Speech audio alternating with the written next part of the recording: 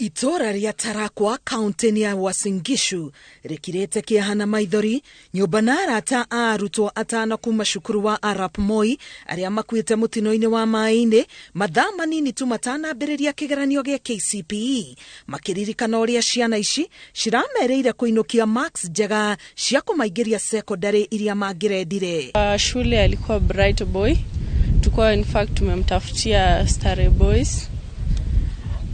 Na alikuwa ametupromise 370 and above.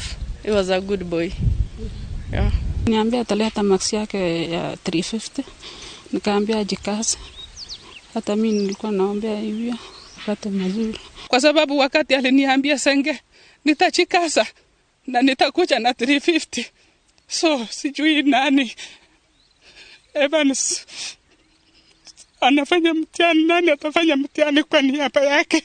Tina uchungu sana.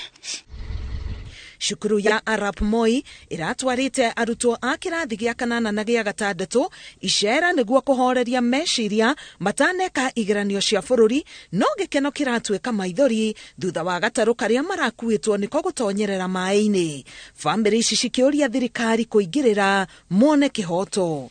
Kwa hivyo kenye inanishangaza ni kwa nini watoto walitolewa nje ya shule na walikuwa wamesema hawataki mtu tena kwa shule.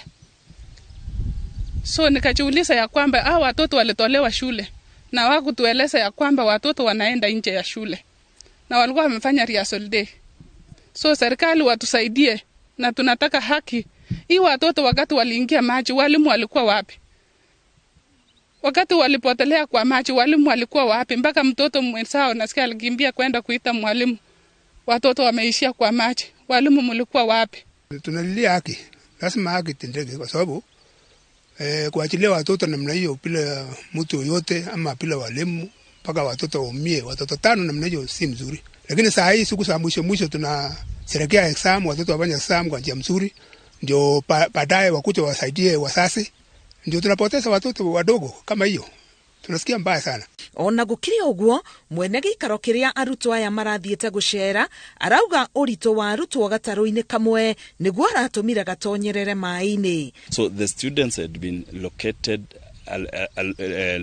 in a particular place and told to wait for the teachers as they leave for the school.